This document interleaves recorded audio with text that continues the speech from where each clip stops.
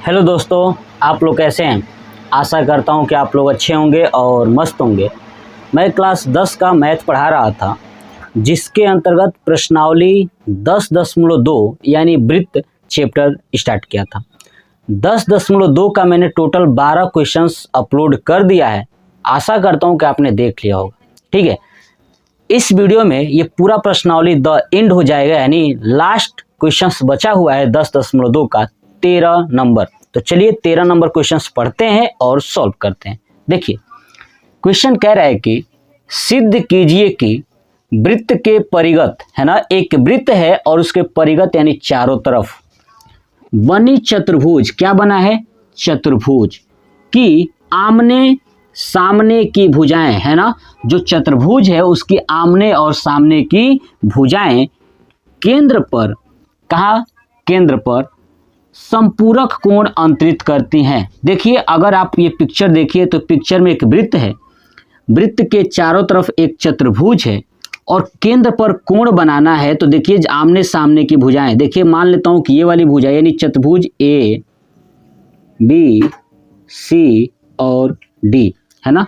ये चतुर्भुज है और वृत्त का केंद्र मान लेता हूं कि ओ है। क्या है ये, ओ है।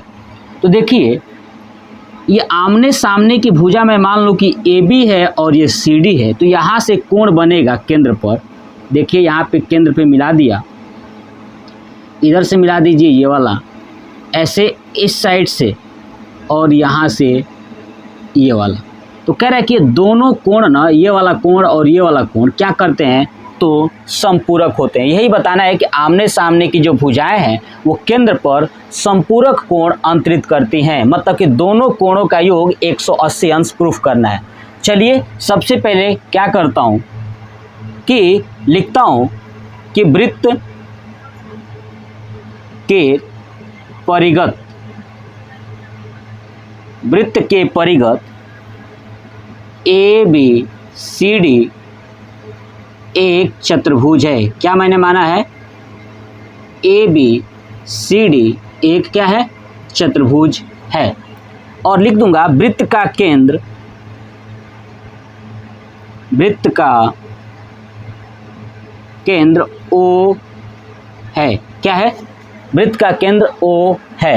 ये बात उसने दिया हुआ था, क्लियर। अब कह रहा है कि सिद्ध करना है कि ये कोण क्या कर रहे हैं, संपूरक बना रहे हैं। मतलब लिखूंगा सिद्ध करना है, सिद्ध करना है, यानी ए ओ बी, कोण ए ओ बी प्लस सी ओ डी, कोण सी ओ डी बराबर 180 डिग्री। यही हमें सिद्ध करना है कि जो भुजाएं है ना आमने सामने की, वो केंद्र पर संपूरक मतलब होता है 180 डिग्री बनाती है। चलिए अब आप एक बात बताइए, क्या मैं ये जो स्पर्श दिख रहा है, स्पर्श बिंदु, यहाँ पे वृत्त से स्पर्श बिंदु आपको दिख रहा होगा 4, इसका नामकरण कर लेता हूँ P Q R S, clear. तो अब इसको सॉल्व करेंगे तो क्या करता हूँ ना कि जो वृत्त का केंद्र ओ है ना, इससे पी क्यू आर एस स्पर्श बिंदुओं को मिलाने पर, तो लिख दूंगा रचना, रचना में लिखूंगा कि वृत्त के केंद्र से, है ना, स्पर्श बिंदु पी क्यू आर एस को मिलाने पर, तो चलिए मिलाते हैं। देखिए है ना, मिला दिया, क्लियर।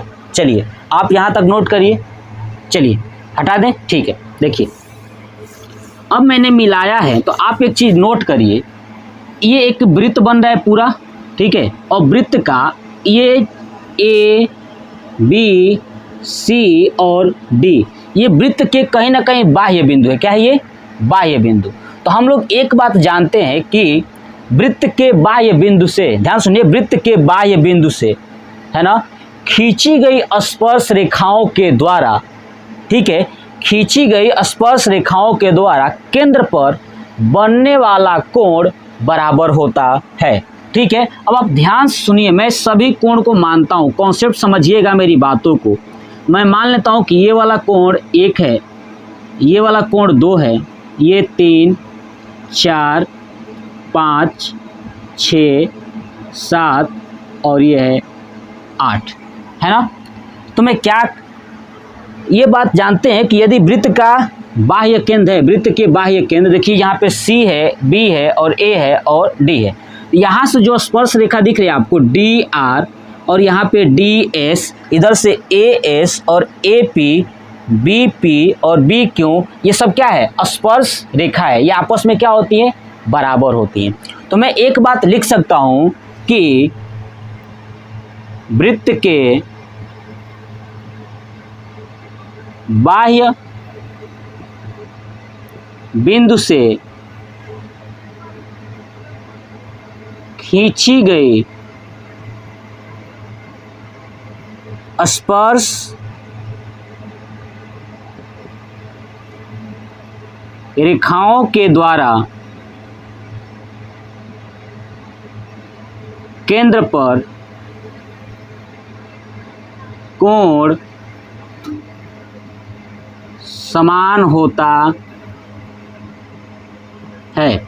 आप देखिए, मान लेता हूं कि ये बाह्य बिंदु है, तो बाह्य बिंदु से जो ये केंद्र पर कोण बन रहा है ना, यहाँ केंद्र पर 4 और 5, देखिए बाह्य बिंदु से 4 और 5 बन रहा है, ये दोनों कोण ये आपस में क्या होंगे? तो समान यानी बराबर होंगे। तो क्या मैं ऐसे कह सकता हूँ? क्या ध्यान सुनिए, क्या कह सकता हूँ कि 2 3 के बराबर होगा, 4 5 के, 6 7 के और 8 1 के बराबर होगा। तो मैं लिख देता हूँ कोण 1 बराबर कोण 8, ऐसे ही कोण 2 बराबर कोण 3, देखिए 2 और 3, फिर ऐसे ही कोण 4 बराबर कोण 5 और कोण 6 बराबर कोण 7। कंप्लीट, ये हमारे पास आ गया। चलिए आप इसको नोट कर लीजिए। ठीक है, ये बात आप नोट कर लीजिएगा, ये पॉइंट्स। ठीक है, ये चलिए हटाता हूँ। देखिए अब आप बताइए, ये वृत्त का अगर केंद्र है तो सभी कोणों का योग केंद्र पर कितना होगा? 360। तो मैं लिख देता हूं कि कोण 1 प्लस कोण 2 प्लस कोण 3 प्लस कोण 4 प्लस कोण 5 प्लस कोण 6 प्लस कोण 7 प्लस कोण 8 बराबर 360। हम क्या क्या देखे थे कि एक जो है कि 8 के बराबर है। हमको प्रूफ क्या करना है? AOB है ना, AOB। बताइए AOB क्या है? कोण 3 प्लस कोण 4 चाहिए, है ना। तो क्या बनेगा? AOB, है ना। ऐसे COD के लिए क्या चाहिए? COD के लिए क्या चाहिए? तो 7 और 8 यानी कोण 7 प्लस कोण 8, यही दोनों चाहिए, बाकी हमें नहीं चाहिए। तो क्लियर। चलिए अब बताइए, 1 के बराबर क्या था? 8। तो जहां 1 है वहां पे क्या रख लूं? 8 रख लूं, क्योंकि 8 चाहिए। देखिए 8 चाहिए, तो कोण 1 के जगह पे क्या रख दूं? 8 प्लस। अब देखिए 2 तो नहीं चाहिए इसमें, तो 2 नहीं चाहिए, तो बताइए 2 के बराबर क्या है? 3, तो रख दूं 3। चलिए जो 3 है वो 3 ही रहेगा और कोण 4 को 4 ही रखेंगे क्योंकि चाहिए ये। चलिए 5 नहीं चाहिए, 5 के जगह पे क्या रख सकता हूँ? 4, तो रख देता हूँ प्लस कोण 4।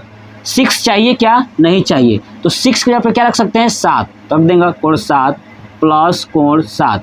अब देखिए लास्ट में कोण 8 बराबर 360 डिग्री। देखिए क्या क्या मैच कर रहा है। देखिए 8 कितने हैं? 2 है तो 2 कोण 8, 3 कितने हैं? तो 2 है तो 2 कोण 3, 4 कितने हैं? 2 है तो 2 कोण 4 प्लस 7 कितने हैं? 2 कोण 7। ऐसे ही हो गया, बस कंप्लीट, बराबर 360 डिग्री।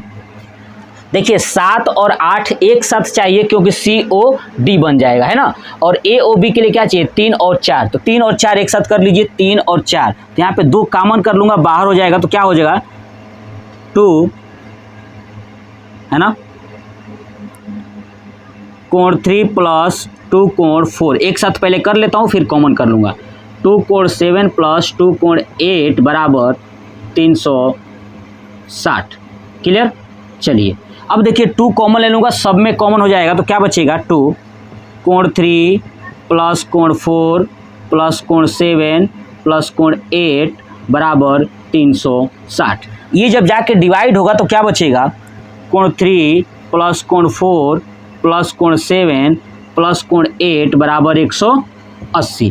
अब बताइए 3 और 4 को क्या कह रहे थे, 3 और 4 को ए ओ बी, तो लिख सकता हूँ ना 3 और 4 की जगह पे कोण ए ओ बी प्लस 7 और 8 की जगह पे सी ओ डी, कोण सी ओ डी बराबर 180। यही हमें प्रूफ करना था कि सामने की भुजाओं केंद्र पर क्या करती है, संपूरक कोण अंतरित करती है। ये हमें सिद्ध करना था, हो गया प्रूफ। क्या हो गया प्रूफ, यानी कंप्लीट। पूरा प्रश्नावली 10 मैंने पूरा कंप्लीट करा दिया है। अभी तक मैंने आपको 3 चैप्टर पढ़ा चुका हूँ, चैप्टर 12, चैप्टर 11, चैप्टर 10, ये आज द एंड हो गया। इसके बाद मैं चैप्टर 8 स्टार्ट करूँगा त्रिकोणमिति, उसके बाद चैप्टर 9 पढ़ाऊँगा, क्योंकि 8 पढ़ने के बाद ही आपको 9 आप सॉल्व कर पाओगे। क्लियर? तो चलिए, ये वीडियो कैसा लगा कमेंट बॉक्स में कमेंट करके ज़रूर बताइएगा। जय हिंद, जय भारत, वंदे मातरम। और इससे पहले आप लोग इसका स्क्रीनशॉट ले लीजिएगा।